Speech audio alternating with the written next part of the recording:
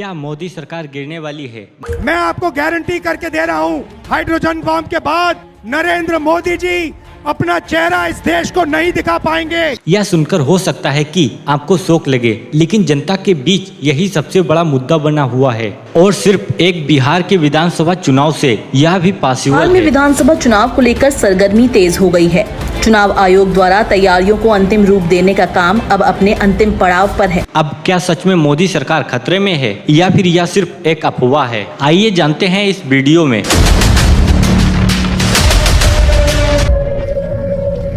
देखिए, कोई भी गठबंधन की सरकार कितनी भी मजबूत क्यों ना हो, पल भर में गिर सकती है। 1977 में इंदिरा गांधी की कांग्रेस की गठबंधन की सरकार, जो कि पूरे देश में मजबूत मानी जाती थी, लेकिन इमरजेंसी के बाद कांग्रेस को भारी हार का सामना करना पड़ा। इसी तरह 1996 में अटल बिहारी वाजपेयी की सरकार बीजेपी के लीडर के साथ गठबंधन की सरकार बनती है, जो कि उस समय मजबूत दिखाई देती थी, लेकिन अचानक कुछ पर्सनल इशू की वजह से उनका सबसे बड़ा समर्थीय दल जयललिता की पार्टी ने अपना समर्थन वापस ले लिया। इसके बाद संसद में मीटिंग हुई और मतदान के बाद अटल बिहारी वाजपेयी की सरकार एक झटके में गिर गई और अब 2024 में बीजेपी लीडर एनडीए की सरकार बनी हुई है। इस चुनाव में बीजेपी को 240 सीटें मिली और कांग्रेस को मात्र 99 और सरकार बनाने के लिए कम से कम 272 सीटों की जरूरत होती है, जो ना बीजेपी के पास था और ना ही कांग्रेस के पास। अब ऐसे में अगर किसी भी पार्टी को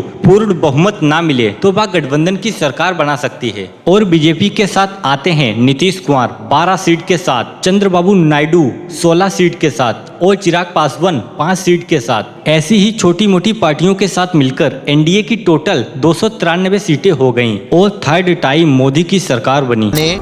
मैं नरेंद्र दामोदर दास मोदी ईश्वर की शपथ लेता हूं कि मैं विधि द्वारा स्थापित भारत के संविधान के प्रति सच्ची श्रद्धा और निष्ठा रखूंगा। इससे पहले 2014 में बीजेपी को पूर्ण बहुमत मिली थी 282 सीटों के साथ और 2019 में भी बीजेपी को पूर्ण बहुमत मिली थी 303 सीटों के साथ और अब 2024 में अभी गठबंधन की सरकार है और गठबंधन की सरकार में अगर कोई पार्टी अपना समर्थन वापस ले ले और पूर्ण बहुमत यानी कि 272 सीट ना रहें तो सरकार गिर सकती है। यानी कि इनमें से अगर किसी ने भी अपना कदम पीछे ले लिया तो मोदी सरकार खत्म। अब इस बात के भी चांस हैं कि बिहार इलेक्शन में मोदी सरकार खत्म हो सकती है। अब नवंबर में बिहार की विधानसभा इलेक्शन होने वाले हैं और बिहार विधानसभा इलेक्शन में टोटल 243 सीटें हैं और अभी बिहार में एनडीए की गवर्नमेंट है,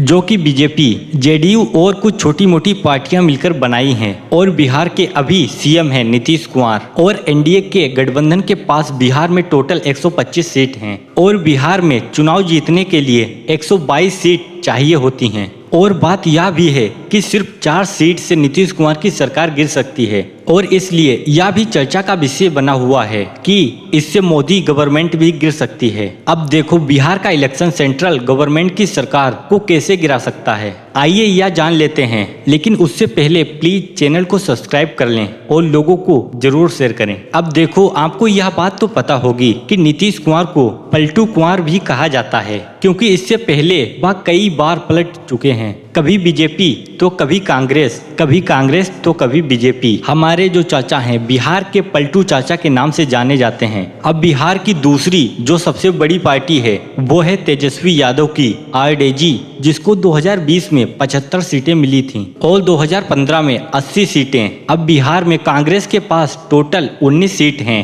और आरजेडी के पास 75 और कुछ छोटी मोटी पार्टियां मिलकर बिहार का महागठबंधन बना हुआ है और इसके पास टोटल 110 सीट हैं। अब जिस तरह 2024 के लोकसभा इलेक्शन में कांग्रेस को 99 सीट मिली हैं, जो कि 2019 में सिर्फ 52 सीट थीं और 2014 में सिर्फ 44 सीटें। अब अगर कांग्रेस बिहार में ज्यादा सीट लाती है और राहुल गांधी के पास एक बहुत स्ट्रॉन्ग मुद्दा है वोट चोरी का, और इससे बीजेपी की सीट भी कट जाएंगी जैसे सेंट्रल में कटी हैं, यानी कि लोकसभा इलेक्शन में। अब ऐसा होने से ज्यादा सीट हो जाएंगी महागठबंधन के पास, यानी कि राहुल गांधी और तेजस्वी यादव के पास, और बिहार में नीतीश कुमार की सरकार गिर सकती है। और अगर नीतीश कुमार की सरकार गिरती है तो इसका सीधा असर सेंट्रल गवर्नमेंट पे पड़ेगा और सेंट्रल गवर्नमेंट भी गिर सकती है, क्योंकि अगर नीतीश कुमार हार गए और महागठबंधन जीत गई तो नीतीश कुमार अपनी कुर्सी बचाने के लिए कांग्रेस के तरफ पलट सकता है और फिर कांग्रेस भी उनको सीएम बनाने का ऑफर तक दे सकते हैं। एंड राहुल गांधी ऐसा कर भी लेंगे, क्योंकि अगर नीतीश कुमार को सीएम बना देते हैं तो बिहार में नीतीश कुमार मोदी से अपनी 12 सीटें लेकर कांग्रेस को दे देंगे और मोदी सरकार के पास टोटल 281 सीट बचेंगी और चंद्रबाबू नायडू के पास भी 16 सीटें हैं। और अगर किसी तरह करके राहुल गांधी चंद्रबाबू नायडू को मना लेते हैं या फिर सीएम का ऑफर दे देते हैं और अगर चंद्रबाबू नायडू मान जाते हैं और अपनी 16 सीट राहुल गांधी की तरफ ले आते हैं तो मोदी सरकार के पास बचेंगी सिर्फ 265 सीटें और सेंट्रल गवर्नमेंट के अंदर सरकार गिर जाएगी। और अगर बीजेपी की सरकार गिरती है तो एकनाथ शिंदे भी इंडिया अलायंस की तरफ आ सकते हैं, क्योंकि एकनाथ शिंदे के पास टोटल 7 सीट हैं। इसके बावजूद उनको महाराष्ट्र का सीएम नहीं बनाया गया, पर अभी वह महाराष्ट्र के डिप्टी सीएम हैं और अगर एकनाथ शिंदे कांग्रेस में आते हैं तो हो सकता है कि उनको महाराष्ट्र का सीएम बनाया जाए। और अब बीजेपी के पास ओनली 258 सीट बची हैं और इंडिया अलायंस के पास ज्यादा सीट आ जाएंगी और इनकी सरकार बन जाएगी।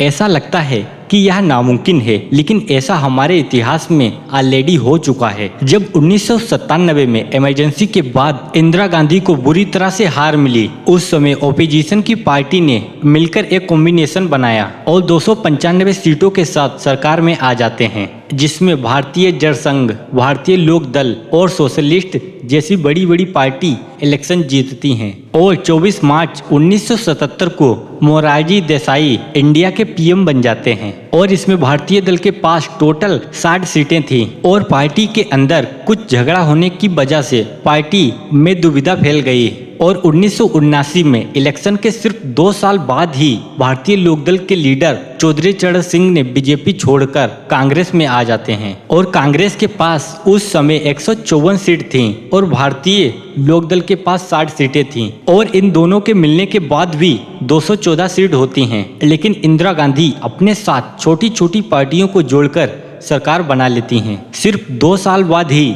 लेकिन कांग्रेस ने चौधरी चरण सिंह को पीएम बनाने का ऑफर दिया था पार्टी में आने के लिए और वह आ भी गए थे और ऐसा ही हमें कुछ देखने को मिलता है। 16 मई 1996 को जब अटल बिहारी वाजपेयी की सरकार सिर्फ 13 दिन में गिर गई, क्योंकि बीजेपी के पास पूर्ण बहुमत नहीं था और उनको इस्तीफा देना पड़ा। फिर 19 मार्च 1998 को फिर से एनडीए की सरकार बन जाती है। इस बार गठबंधन के साथ सरकार बनाए थे, लेकिन 13 महीने बाद यह सरकार भी गिर गई। अब बिहार इलेक्शन को भी लेकर यही बातें कर रहे हैं कि यह 1979 की हिस्ट्री रिपीट होगी। आपको क्या लगता है, क्या यह सब पॉसिबल है? क्या मोदी सरकार गिर सकती है? आपका पर्सनल ओपिनियन कमेंट में जरूर छोड़ना। और अगर हमारी यह मेहनत आप लोगों को पसंद आई है तो इस वीडियो को लाइक करके चैनल को भी सब्सक्राइब जरूर कर लेना।